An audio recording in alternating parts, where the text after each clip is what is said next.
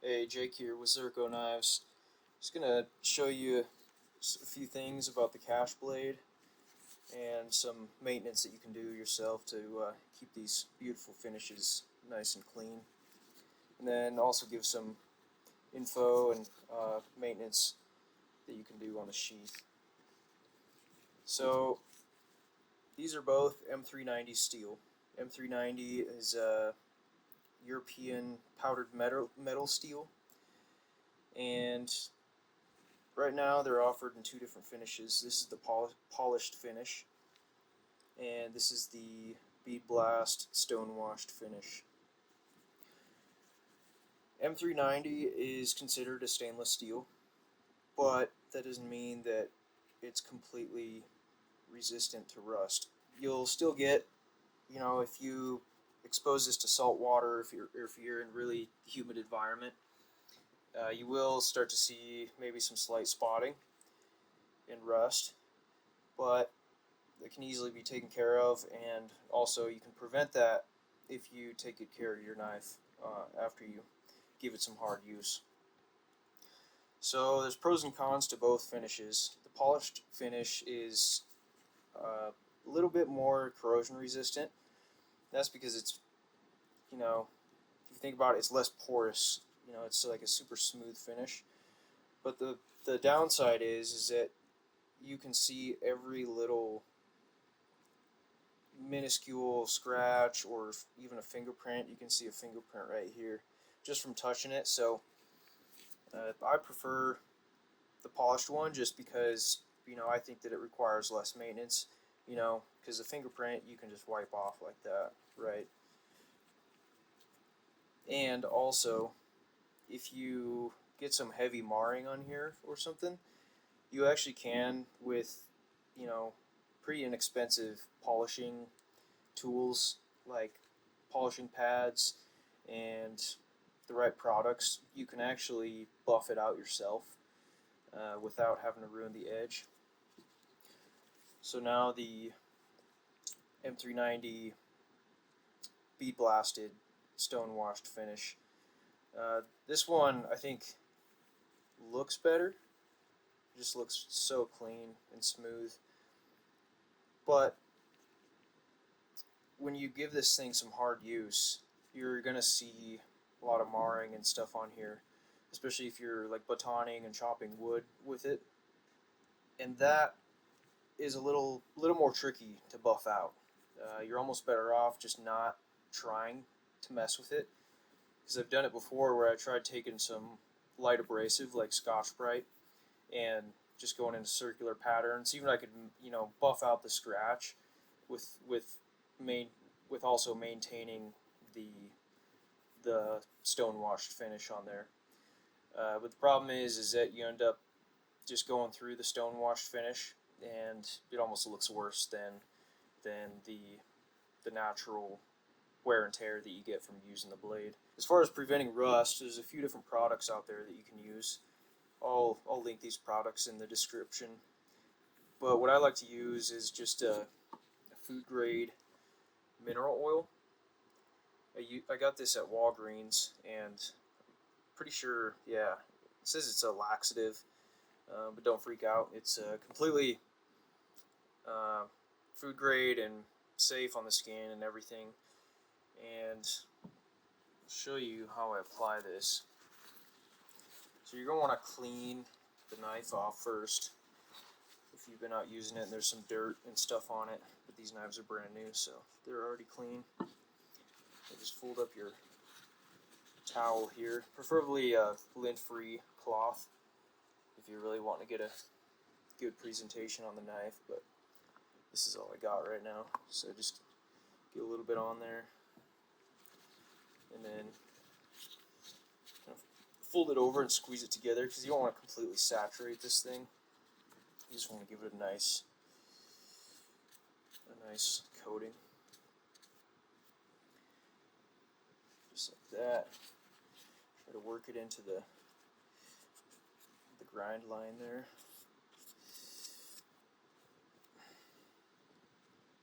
You see that gets rid of all the fingerprints and just leaves behind a nice light coat of oil.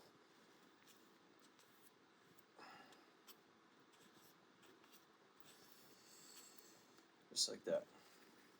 And what I also love about the mineral oil is it's great for the G10 handle material.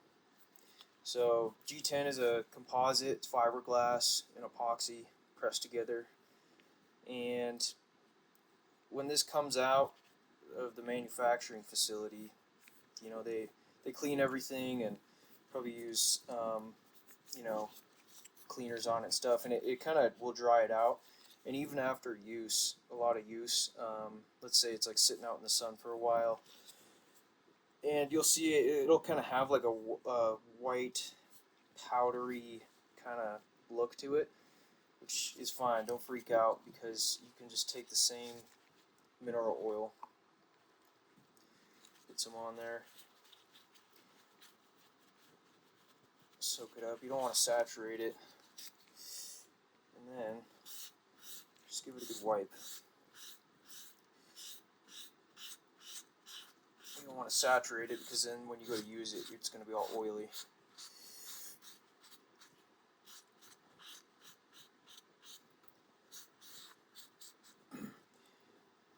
And gives it a nice sheen. You can even see that's a little bit too much, so just take the dry side of it and just give it a light.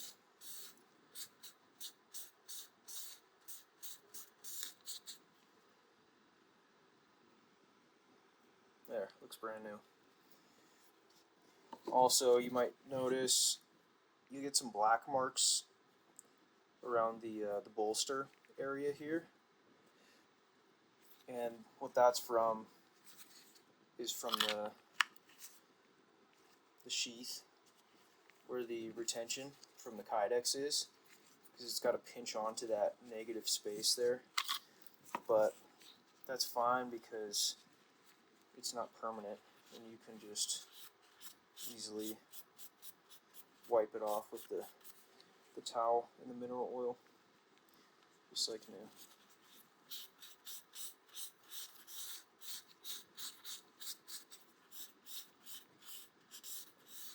So that'll hydrate the scales a little bit, and just keep it nice and preserved. It's good for presentation too. Alright, now we're going to move on to the fasteners here. So these are the pocket inserts, and that is what grabs onto the two handle screws here. And you know, if you're out using this thing in the dirt and stuff, there's a chance that you might get some debris and dirt and stuff in there.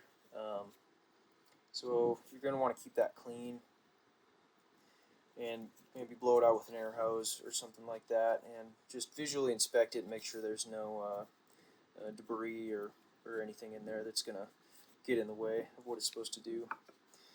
When I inspect these, I do completely take everything apart, and when I go to put these two screws back in, I put the blue thread locker, the non-permanent thread locker, on the threads, and I'll show you how to do that real quick.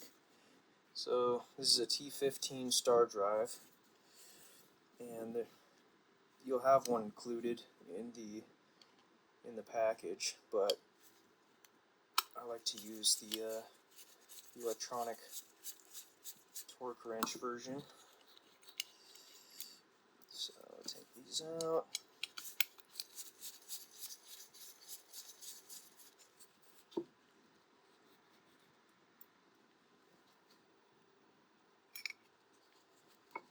Take that off. And, you know, just if there's any dirt or debris on here, you know, blow it out or wipe it off. Just get it nice and clean, because this is a precision design with tight tolerances, so you're going to want to keep everything clean. I keep this in here.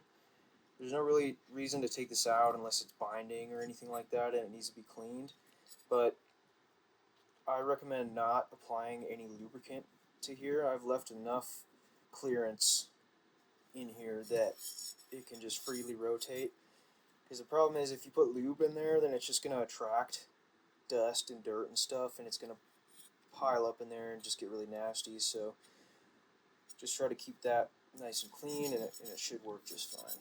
Because this is 3/16 stainless steel, the blade stainless steel, so it's not going to gall or bind up or anything, so there's no need for lubricant or any type of anti-seize. Alright, get the thread locker here. I'm just using Loctite Blue 242. It's non-permanent. The red stuff, definitely don't use the red stuff, because that'll just essentially glue it in there. So take your 2 screws, and again, this is already done when I inspect them after I get them from the factory, but if you ever want to take apart your knife, do maintenance, clean it, I'll just show you how to do this. So shake it up really good. This stuff tends to separate, and it's not going to work very good if it's all separated. So you don't need much at all. A little goes a long way. Just put a little tiny dab on the tip of the screw there, and make sure it goes into the threads, just like that. Just enough right on the tip there. And then get your left hand scale there. Pop each screw in.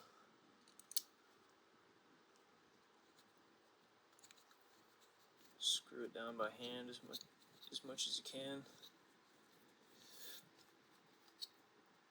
Alright, so now I use this torque wrench here, and you can use any other type of torque wrench. It doesn't have to be a digital one like this.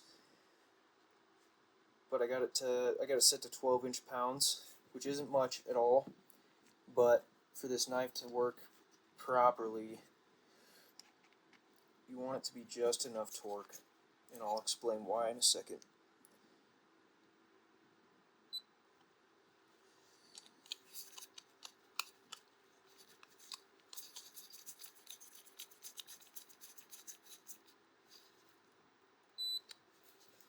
Alright, so the reason why it's a real light torque like that is because the way this is designed is these fastener pockets have the same profile as the countersunk fasteners, right? So when you put this on and you close the cam lever, it's actually applying a force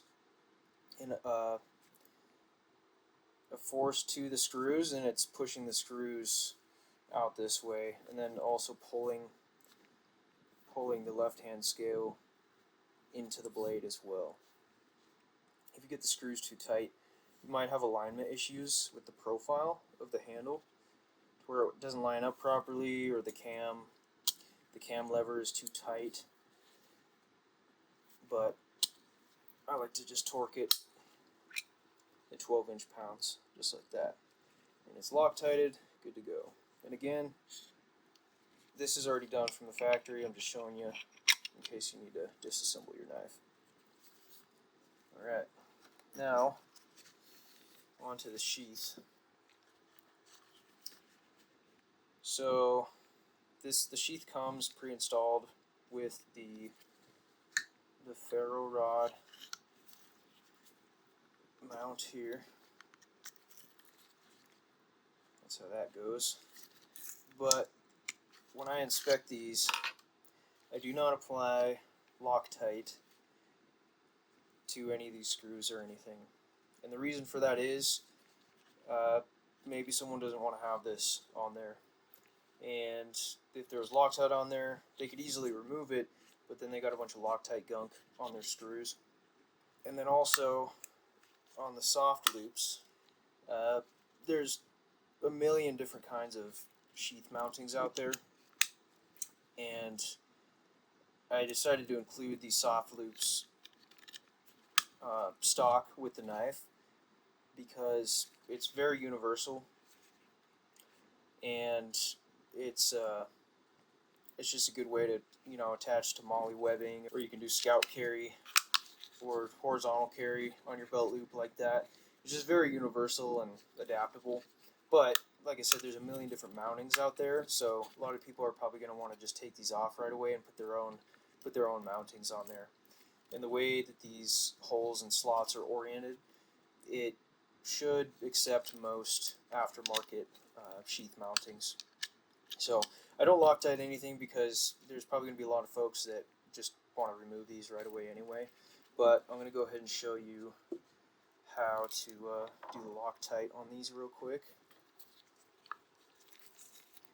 So this is a Phillips head screw on one side, and then a flathead screw, or the slotted post, I should say, is a flathead drive. But a lot of times when you're just loosening them, you can pinch your finger on the flathead side and just undo that real quick.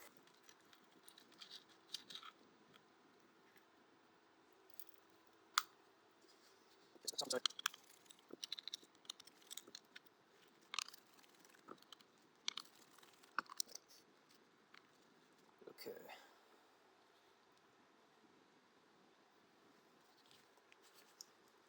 So I'm just going to apply a little,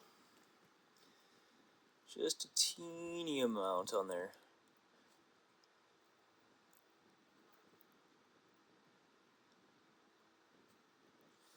And this can be kind of tricky sometimes, and I've over splooged Loctite on so many threads, but I found if you just ever so slightly squeeze the tube and just get a little tiny droplet forming, just like that, and then just tap it on the tip of the screw, and that's more than enough.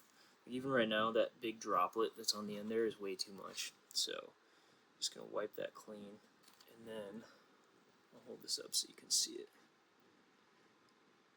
So just a little bit like that, and then oop, just like that. Now we can go ahead and put it back on the sheath. Do the ferro rod mount first. So the way I like to do this is, if you're looking at the right side of the sheath, you got your loop, face that offset loop into the center line of the Kydex sheath.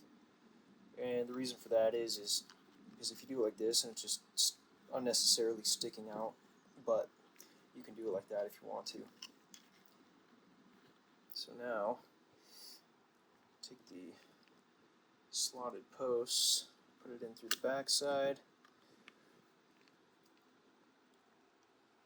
and then take the large truss head screw,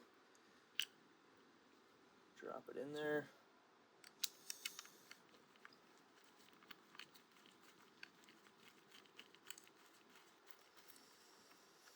and then I like to position this in the center. And you can even put that in there and see where it's going to land. But it's a slot, so you can really put it wherever you want to. But I just like the end of the ferro rod to be kind of flush with this corner here, so that looks good. Just get it snug, and then I'll go back and tighten them all later. Alright, now for the soft loops, the slotted post is already in there, and so I want this to be on that eyelet there. And then you'll take the male end of the button snap, place that right over the top, take your countersunk screw, drop it in there,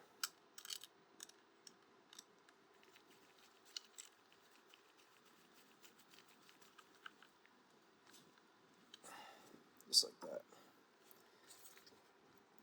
Do it again for this side.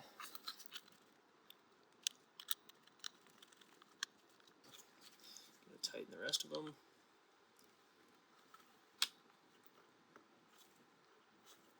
Yeah, that's good.